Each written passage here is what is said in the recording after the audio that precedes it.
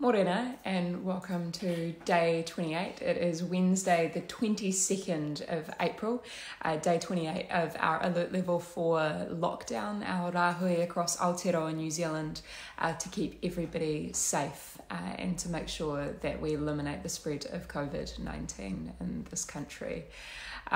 Parliament comes back to sitting on Tuesday next week, on Tuesday the 28th of April, which was always what was kind of planned. Morena, Frederick, Avril, Hazel, and am I saying your name correctly? And Sever? Morena, Catherine, and Jackie. Parliament was always supposed to come back, right? And Emma and Michael. Parliament was always supposed to come back on Tuesday after Anzac weekend. And what we've seen with the moves, particularly as announced as a result of Cabinet making the decisions on the fact that we will be going down to alert level 3 on midnight Monday, is that now it obviously does make a lot more sense that Parliament is in fact coming back on Tuesday the 28th. But anyway, what you're starting to see is a whole lot of political tactics and a whole lot of kind of political news come to the fore yet again. For a while there, everyone had a bit of reprieve. There was some discussion about the things that I think we can all agree actually really matter, that being the well-being and welfare of our communities across this country, the meaning and importance of inequality and how we can go about fixing that. When it comes down to stuff like, for example, looking after the environment, how we balance that with people's well-beings. And unfortunately, all of those conversations kind of been squished to the side with a fast-paced political metabolism that is now contemplating political machinations about, you know, who should be leader or who said what, or all of these things, which ultimately contribute to this high-paced political metabolism, for lack of a better term, that being the fast churning through news, as opposed to focusing on matters of substance. And I just want to take a moment for all of us to reflect that this is happening. As this happens, you are going to see more and more picking up of the pace with kind of ideas that, you know, we all just need to return to normal. And if politics is normal, that being the kind of incessant stuff that a lot of people have decided to disengage from because they hate it, then it will seem normal or intuitive for everybody to return to business as usual. If politicians are back bickering with each other, then, you know, it's like the world's going round again. So I want everyone to remember and to recognise that that's what's happening here, and that it's really important that as political tactics continue to play out in the mainstream news, that it doesn't change any of the important kind of revelations that we as communities across this country have had about what really matters and what's really important. Because those political tactics should not ever undermine substance, but that's exactly what they're designed to do. So on that point, Hazel's asking about how we keep these matters of substance at the forefront. The only way to break this chain, which looks really unfortunately like a downward spiral of, on the first part, people don't feel as though they're represented, so therefore they don't engage, so therefore there's no action on their behalf, so therefore they don't engage, so therefore there's no representation, so therefore they don't engage. It's just this awful feedback loop, this chain of transmission of lack of political engagement, lack of political action, and in turn a political sphere that becomes even more captured by elite interests and therefore representative of them. It's the hardest thing to do, is to break that chain, to break that downward spiral. But you have to do it by genuinely just getting engaged. Getting engaged in, not getting engaged in a marriage sense, but getting engaged in the sense of deciding to care about politics. Deciding that, you know, all of those conversations that you have about the stuff that isn't working, the things that you dislike, whether it is how much you're being paid, the state of the house that, you know, you're paying an arm and a leg for, whether you're renting or seeking to buy a first home, whether you're a small business owner and finding it difficult to get a foothold in the market with the lower costs that those who are able to exploit cheaper labour potentially overseas. All of these things ultimately come down to the web of political decisions which inform the environment that all of us are operating in. And the best way that I've seen to break that feedback loop is to genuinely just get engaged in politics. I think that I serve as a pretty good example that anybody can be elected to our parliament, and I mean that with obviously a semblance of humour, but also I'm a high school dropout with tattoos who swears too much. Like, I'm not the kind of person who is ever imagined or supposed to be in our parliament, and I think that speaks to the fact that thankfully we don't yet have a system that has so many barriers in place that we are only accepting parliamentarians who come from certain families or certain schools or whatever. It is still possible for everyday folks to get into our House of Parliament, and that's really important, and that's something that we should capitalise on. So if you don't like politics, if you don't like your politicians, find someone in your community who you do trust and support them in running. It is election year 2020, and I'd just say if you don't know where to start by researching all of the political parties. That's exactly what I did when I came from being an independent political candidate in 2016 to then ending up engaged in being a candidate for the Green Party of Aotearoa New Zealand. It was fundamentally for me about a match of kaupapa, of values and of evidence-informed policy. I also want to just plug, because some people are interested in how you can continue learning about what's going on. Tomorrow night, Marama Davidson and James Shaw, the co-leaders of the Greens, are hosting a little bit of an online hui, a Zoom, which is speaking through how we can seek to reform the economy and how people can mobilise and get organised and engaged in actually achieving those outcomes. Bear in mind that all legal, all political, all policy change always requires the backing of at least enough people in society for it to tip over into being legitimised. That is how politicians get their power, is basically recognition from citizens across the country that, they're gonna get on with and do this. The way that you change politics ultimately is about everyday people deciding that they are not going to accept business as usual anymore. So James and Marama are doing this hui with Ganesh, Dr. Ganesh Ahero. I think I'm saying his name correctly.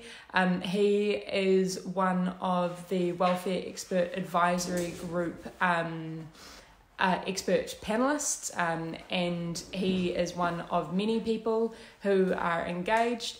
There is going to be, he's also one of the people who are in the who works at Bill, which is the economics company that's done a whole bunch of costing of political parties' promises over the past few years. So we should have some interesting insights with regard to that. The other thing that I just wanted to touch on, because I have received a few emails about this, is about the ongoing issues with regard to students and the lack of support that they are experiencing. I want to tell you that the fight is continuing. There is still a lot of negotiation going on behind the scenes. The best way, again, that we can continue to elevate this issue in order to change it is with the continued public awareness of the plight that you are experiencing, with the fact that you right now are having to borrow to survive. There are 400,000 students across Aotearoa New Zealand. Education is supposed to be a passport for mobility, for building of opportunity. It's supposed to be a right for all New Zealanders, but right now we are pushing more and more people into further debt, which is a chain around their neck as they move into the future. So continue talking about those issues, continue to amplify those solutions, and that will continue to enable the negotiations that are happening behind the scenes to continue happening in a meaningful and constructive way. Some people saying, Jim is saying, if you're concerned about the environment, sure, it's great to do beach cleanups and hold Save the Whales signs, but neither of those makes much difference as getting the right people into office. Exactly, Jim. This is the really important thing to recognise as well about the interconnections between social and environmental justice, and about how, as Marama often puts it, if you are speaking to people about the need to change the system around environmental protections or water protections or whatever the case is, then it's going to not resonate with those people if they're concerned about putting food on the table or feeding their kids. So ultimately, we need to figure out how to connect those issues so that people are able to engage meaningfully in that kind of system transformation. But to people who say that you have to choose the bucket of environmental issues or the bucket of, people or social justice issues, I just really want to put the question to them is, are they happy to exploit one or the other? Because I'm not, and I don't think the Greens definitely aren't. It's not in our kaupapa. We currently have an economic system, as Jeanette Fitzsimons used to say, that exploits both people and the planet. And in order to change that, we have to put those safeguards on either side of the equation, and they're two sides of exactly the same coin. But fundamentally, you can get out there and you can do all of those individual actions that you want to, that help to raise awareness for these issues and can help to mobilize and build a community. But fundamentally, if you're interested in cleaning up the pollution as it comes to the fore but not stopping the source of pollution, then you may not necessarily be connecting the dots about how political decisions are impacting the mahi that you have to continue doing. Just worthwhile contemplating all of that stuff. We've got Hazel Buckingham saying, I really hope that those who say politics doesn't have any effect on me have changed their tune after COVID. But unfortunately, apathy seems to be the status quo. How do we get more people engaged? Lead by example, I suppose. Yeah, Hazel, it is about leading by example to a certain extent. I also think really challenging the notion of apathy. So my experience hasn't necessarily been that people are apathetic. Apathetic speaks to people not being interested or caring about things. People do care about things. I think the real disconnect comes into effect when people don't believe that politics can deliver the changes that they care about or the things that they believe in or for the people or communities or whānau that they care about. So it's apathy not in the sense that you don't care about stuff. It's more so a really quite specific, quite niche political apathy in not believing that the political system, which has let people down for so long, is going to change overnight. So the best way I see to remedy that is to continue fronting up. I am one of 120 politicians in our parliaments. I'm, to be perfectly honest with you, never going to be able to change anything alone. The only way that I've ever managed to affect any form of change, whether it is the Election Access Fund bill or changes in drug law reform or changes in mental health or in education or any of the other portfolios that I hold, is obviously working across the political aisle with different politicians and trying to convince them and bring them around to the worldview that I am trying to advocate for. But it's also, and perhaps most importantly, to have people on the outside, to have communities around the country recognise that politicians are in a very fragile position. Politicians are basically voted on every 3 years, and they get to keep their job or not keep their job, dependent on how good people think they're doing. For those people who think that the political system isn't serving them, they need to find the candidates who they do trust, because that is the missing link, and they need to back those candidates. Because politics should be local. Politics is just about the decisions that we are making that govern our lives. Miranda is saying we need people who are not stuffed in suits. Unfortunately, in the parliamentary chamber, we have we have a speaker's ruling that says that you have to wear business attire. So that's why everybody has to wear suits or things to that effect in the parliamentary chamber, and I obviously don't get away with wearing t-shirts. But the funny thing about it all is that I've run a few different small businesses, and I never wore a suit in any of those different environments. So I've started being a little bit sneaky and seeing how much I can get away with. I have been wearing sneakers and sometimes in the chamber. and I am waiting for somebody to call the speaker's attention to it, by which point in time, the speaker will say that, speaker's ruling XYZ has not necessarily been met, but I will then respond that, well, that simply says that you don't have to wear business attire, and I've run businesses. So Adrian, about t-shirts with a jacket, you can wear plain t-shirts with a jacket, and I do, but you can't wear anything with a slogan.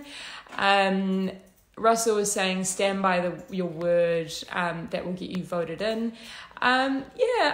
Broadly it does, but also that doesn't really resolve the fact that a lot of people feel as though there's politicians inside of Parliament right now who have for decades not stood by their word, and for some reason or another they keep getting voted in. I think it's also probably, and this is just my perspective, it doesn't represent the party or anybody else, but I genuinely believe that we do have a bit of a problem with the way that we personalise and individualise and celebritize and presidentialise our political system. When people are voting in Parliament for parties in Parliament in the general election, you aren't voting for a president, you aren't voting for a prime minister. What you're voting for is a group of parties who are going to get together and they are going to negotiate who is going to hold those positions. That is, for example, how the deputy leader of the country, the deputy prime minister, is Winston Peters from a so-called minor party. Linda's asking, will I do the lives when Parliament returns? I don't know, Linda. I'm figuring it out. If anybody has any good ideas about things to do with these live streams when Parliament returns. Takawa Rob, that is a Gina Keel on the wall. Someone's saying that I'm not changing the artwork on the wall anymore. I've run out of artwork. I was circulating the same thing all over and over again, but I guess people are tuning in to every other video, so maybe I should go back to doing that. Frederick, it's almost like oil wants to be in the ground. I presume that is about the fact that oil prices, that being crude oil prices, have plummeted because people aren't purchasing it anymore. That is not, it's highly unlikely to be meaningfully passed on to people at the pump.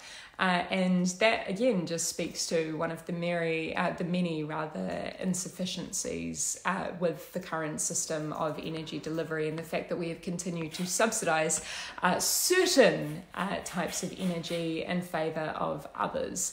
Hazel's telling me to put up the Karangahape Road one. That is, I could put that one up next time. Jill, I could do a live once a week to keep you all in the loop.